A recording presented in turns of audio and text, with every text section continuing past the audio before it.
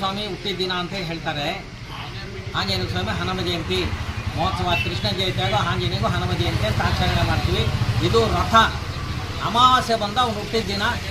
Next ಅಮಾವಾಸ್ಯೆ ಆವತ್ತು ಮೂಲ ನಕ್ಷತ್ರ, ಎಳ್ಳ ಅಮಾವಾಸ್ಯೆ, ಆವತ್ತೇ ಹನುಮ ಜಯಂತಿ. ಈ ಕರ್ನಾಟಕ ಏನು ಮಾಡ್ತಾರೆ ಅಂದರೆ ಎಲ್ಲ ಉಲ್ಟಾ ಮಾಡಿಬಿಟ್ಟವು. ಹಾಗೆ ಈ ಉತ್ತರ ಕರ್ನಾಟಕದವ್ರು ಏನು ಮಾಡ್ತಾರೆ, ಇನ್ನು ಆಂಜನೇಯ ಹುಟ್ಟಿರೋ ಹಾಗೆ ಹನುಮ ಜಯಂತಿ ಆಚರಣೆ ಮಾಡ್ತಾರೆ. ಯಾವಾಗ ಕೃಷ್ಣ ಜಯಂತಿ ಮಾಡ್ತಾರಲ್ಲ, ಅಷ್ಟಮಿ ರೋಹಿಣಿ ನಕ್ಷತ್ರ ಆ ಥರ ಇದು ಹನುಮ ಜಯಂತಿ ವಿಶೇಷ. ಇವತ್ತಿನ ಪುರಾತನ ಕಾಲದ ಮಹಾರಾಜರ ಕಾಲದ ನಡೆದುಕು ಬಂದಿರತಕ್ಕಂಥ ದೇವಾಲಯ ಇದು. ಮಹಾರಾಜರು ಈ ಕಡೆ ಹೋಗುವಾಗ ಮಹಾರಾಜ ನಿಂತು ಮಾತಾಡ್ತಿದ್ದಂತ ಆಂಜನೇಯ ಏನು ಮಾಡ್ತೇವೆ ಆಯಿತು ಅಂದ ತಕ್ಷಣ ಆ ಮಹಾರಾಜರು ಹೋಗಿ ಅವ್ರ ಕೆಲಸ ಮುಟ್ಟು ಬಂದು ಕೆಮ್ಮಣ್ಣು ತೆಗೆದು ಗೊಂಡೆ ಇಲ್ಲ ಅವನ ಆಕಾರ ಬಂದಮೇಲೆ ಎಷ್ಟೋ ವರ್ಷಕಾಲ ಅವರಿಗೆ ಪೂಜೆ ಆಗೋಯ್ತು. ಆಮೇಲೆ ನಿಮ್ಮಂಥ ಭಕ್ತಾದಿಗಳಿಂದ ದೇವಾಲಯನ ನಿರ್ಮಾಣ ಮಾಡಿದ್ರು. ಅಂದರೆ ಇದಕ್ಕೆ ವಿಲೇಜ್ ಬಂದು ಎಸ್ನಾಗೇನಹಳ್ಳಿ ಅಂತ ಗ್ರಾಮ, ಅದಲ್ಲಿ ಉಪಗ್ರಾಮ ಪಾಲ್ಪಂದೆ. ಆಮೇಲೆ ಘಾಟಿ ಅಂತ ಮಧ್ಯದಲ್ಲಿ ಆಯಿತು. ಅದಕ್ಕೆ ಮುಂಚೆ ಘಾಟಿನೂ ಇರಲಿಲ್ಲ, ಅರ್ಥ ಆಯ್ತಾ? ಮುಂಚೆ ಘಾಟಿನೂ ಇಲ್ಲ. ಅದು ಮಹಾರಾಜರ ಮನೆ ದೇವರು ಅಲ್ಲಿತ್ತು ನರಸಮ್ಮದು. ಈ ಊರಲ್ಲಿ ವಿಲೇಜಲ್ಲಿ ದೇವಸ್ಥಾನ ಬಿದ್ದೋಯ್ತು. ಆ ಕಾಲದಲ್ಲಿ ಕಾಲರಾ ಪ್ಲೇಗ್ ಹೋದಾಗ ಯಾರೂ ನೋಡ್ಕೊಂಡಿಲ್ಲ. ಪುನಃ ದೇವರು ತೆಗೆದುಕೊಂಡ್ಬಂದು ಅಲ್ಲನ್ನು ನಾಗಪ್ಪನಿಟ್ಟು ಆ ನಾಗಪ್ಪನ ಪ್ರತಿಷ್ಠೆ ಮಾಡೋಕ್ಕೆ ನರಸಮ್ಮರಿಗೆ ಏನು ವಾಹನ ಅಂದರೆ ಸರ್ಪ ವಾಹನ, ಶೇಷವಾಹನ. ಅದಕ್ಕೆ ಸುಬ್ರಹ್ಮಣ್ಯ ಅಂತ ಹೆಸರಿತ್ತು. ಯಾಕಂದರೆ ಅದೇ ಎಸ್ ನಾಗೇನಹಳ್ಳಿ ಅನ್ನತಕ್ಕಂಥ. ಎಸ್ ಅಂದರೆ ನಾಗಪ್ಪ, ಎಸ್ ಅಂದರೆ ನಾಗಪ್ಪ, ಸರ್ಪ ಅಂದರೆ ಸಂಡೂರು ಸರ್ಪ ಅಂತ ಇದೆ. ಸಂಡೂರು ನಾಗಪ್ಪನ ಆಳ್ವಿಕೆ. ಅದರಲ್ಲಿ ಶಾಸನದಲ್ಲಿ ಎಸ್ ನಾಗೇನಹಳ್ಳಿ ಅಂತ ಇರೋದು. ಇದರಲ್ಲಿ ಘಾಟಿ ಅಂತ ಈ ಶಾಸನದಲ್ಲಿ ಬರೋದಿಲ್ಲ. ಅದಕ್ಕೆ ಈ ದಾರಿಯಲ್ಲಿ ಇದಕ್ಕೆ ರಾಮಕ್ಕನ ಗುಟ್ಟೆ ಅಂತ ಆಚರಣೆ ಮಾಡಿದ್ದು. ಇದು ರಾಮಕ್ಕನ ಗುಟ್ಟೆ. ಆಗ ಏನು ಮಾಡಿದ್ವಿ, ವಿಲೇಜಲ್ಲಿ ಇದನ್ನು ಬಿಟ್ಬಿಟ್ರು ಗೌಡ್ರು. ದೀಕ್ಷೆ ಬಂದಲ್ಲಿ ಸರ್ವನಾಮ ಇದೆಲ್ಲ ಬಿಟ್ಬಿಟ್ರು. ಇದೇನಾಯಿತು, ಈಗ ನಾವು ವಿಲೇಜಿಗೆ ಸೇರ್ಸಂತ ಒದ್ದಾಡ್ತಾ ಇದ್ದೀನಿ, ಆದಾಯ ಇಲ್ಲ ಅಂತ ಒದ್ದಾಡ್ತಾ ಇದ್ದಾರೆ. ಅದಕ್ಕೆ ನಿಮ್ಮಂಥವ್ರು ಭಕ್ತಾದಿಗಳು ಪಂಚಾಯತಿಗಳಿದೆ ಅದು ಮಾಡ್ತೀರಿ, ಎಲ್ಲ ಮಾಡೋದು ಬಿಟ್ಟು ಹಾಕಿದ್ದೀವಿ.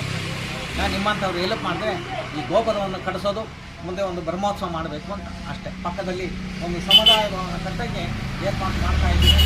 ಮೊನ್ನೆ ಎಲ್ಲ ಪಂಚಾಯತಿಗೆ ಕೇಳಿದ್ದೀನಿ, ತಹಸೀಲ್ದಾರ್ ಪರ್ಮಿಷನ್ ತಗೊಂಡು ಸ್ಯಾಂಕ್ಷನ್ ಮಾಡ್ತಾರೆ. ಪಂಚಾಯತಿ 3 ವರ್ಷಕ್ಕೆ ಕೆಲವು ಮನೆಗಳಿಗೆ ಸ್ಯಾಂಕ್ಷನ್ ಮಾಡಲ್ಲ. ಈ ಸುಂಕ ಬರೋ ದುಡ್ಡೆಲ್ಲ ಏನು ಮಾಡ್ತಾರೆ, ಮುಂದಾಗ್ತಾರೋ ಬಿಡ್ತಾರೋ ಒಂದು ಗೊತ್ತಿಲ್ಲ. ಆಯ್ತು ಸ್ವಾಮಿ, ನಿಮ್ಮ ಹೆಸರು? ವೆಂಕಟರಾಮನ್ ಆಚಾರ್ಯ ಅಂತ ನನ್ನ ಹೆಸರು.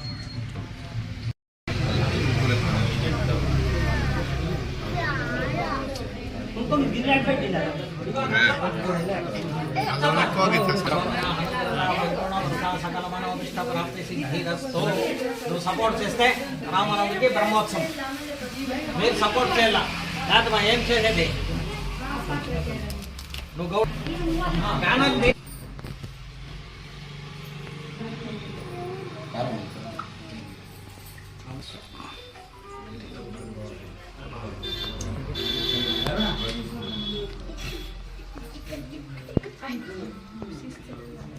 ಹೊರಗಡೆ ಎಲ್ಲ ಹೋಗಿ ಪ್ರಸಾದ ತಗೊಬೇಕು.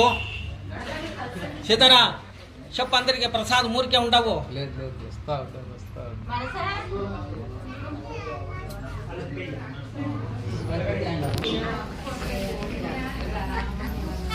ರಂಗಮನಕ್ಕೆ ಇವತ್ತು ನಾವು ಪಾಯ್ಕೊಳ್ತೀನಿ ಅಂತ ಅಪಾಯಪ್ಪ ಅಂದ್ಬಿಟ್ಟು ಗ್ರಾಮ ಪಂಚಾಯತ್ ಮೆಂಬರು. ನಾವು ಪುರಾತನ ಕಾಲದಿಂದ ಹಂಗೆ ಅವತ್ತಿಂದ ಮಾಡ್ಕೊಂಡು ಬರ್ತಾಯಿದ್ದೀವಿ. ನಮ್ಮೂರೆಲ್ಲ ಸೇರಿ ಅವತ್ತಿಂದ ನಡ್ಸ್ಕೊಂಡು ಬರ್ತಾಯಿದ್ವಿ. ಹನುಮ ಜಯಂತಿ ಇವತ್ತು ನಮ್ಮೂರು ಭಾಗದವ್ರಿಗೆ ಎಲ್ಲರೂ ಸೇರಿ ಜೋರಾಗಿ ಮಾಡ್ತಾಯಿದ್ವಿ. ಇಲ್ಲಿ ಘಾಟಿ ರಸ್ತೆಯಿಂದ ಎಲ್ಲ ಜನಗಳು ಬಂದು ನೋಡ್ತಾಯಿವ್ರೆ. ಅದಕ್ಕೆ ಎಲ್ಲರೂ ನಮ್ಮೂರು ಹುಡುಗರು ನಾವು ದೇವಸ್ಥಾನದವ್ರು ಎಲ್ಲ ಪೂಜೆನಪ್ಪನವ್ರು ಒಳ್ಳೆ ಅವತ್ತಿಂದ ನಡ್ಸ್ಕೊಳ್ತಾವ್ರೆ. ಅದಕ್ಕೆ ಇದೇ ಥರ ಎಲ್ಲ ವರ್ಷ ನಿನ್ನ ಅಭಿವೃದ್ಧಿ ನಡ್ಕೊಂಡು ಹೋಗಲಿ ಅಂತ ನಾನು ಆಂಜನೇಯ ಸ್ವಾಮಿ ಬೇಡ್ಕೊಳ್ತೀನಿ. ಎಷ್ಟು ವರ್ಷದಿಂದ ಮಾಡ್ತಾ ಇದ್ದೀವಿ ನಾವು? ಪುರಾತನ ಕಾಲದಿಂದ ನಾವು ಚಿಕ್ಕ ಹುಡುಗರಿಂದ ಮಾಡ್ತಾ ಇದ್ದೀವಿ. ಅವತ್ತು ಸುಮಾರು ಒಂದು 100 ವರ್ಷದ ಇದು ಹಿಂದಿನ ಮಾತು. ಅವತ್ತಿಂದ ಮಾಡ್ಕೊಂಡು ಹೋಗ್ತಾ ಇದ್ವಿ. 50 ಪೈಸೆ ಕೊಟ್ಟವರು ಹಂಗೆ ಒಂದೊಂದು ಹೋಗ್ತಾ ಇದ್ರು, ಒಬ್ಬೊಂದು ಬರ್ತಾರೆ ಹೋಗ್ತಾರೆ ಎಲ್ಲ ನೋಡಿಕೊಂಡು ಅವತ್ತಿಂದ ದರ್ಶನ ಮಾಡಿಕೊಂಡು ಆಮೇಲೆ ಊರವರೇ ಎಲ್ಲ ಸೇರಿ ಪ್ರಸಾದ ಗಿಸಾದ ಮಾಡಿಕೊಂಡು ಇವತ್ತು ಹನುಮ ಜಯಂತಿನ ಸಹ ಗ್ರ್ಯಾಂಡಾಗಿ ಮಾಡ್ತಾ ಇದ್ವಿ. ಸ್ವಾಮಿಗಳೇನೋ ಇದು ಕಲ್ಯಾಣೋತ್ಸವ ಮಾಡಬೇಕು ಅಂತ ಇದು ಮಾಡಬೇಕು ಅಂತವ್ರೇನು ರಥೋತ್ಸವ ಮಾಡಬೇಕು ಅಂತ ಮುಂದಿನ ದಿವಸದಲ್ಲಿ ಆಯಿತು ಸ್ವಾಮಿ, ಅದು ಅನುಕೂಲ ಆದರೆ ಮಾಡೋಣ ಅಂತ ಹೇಳಿದ್ವಿ.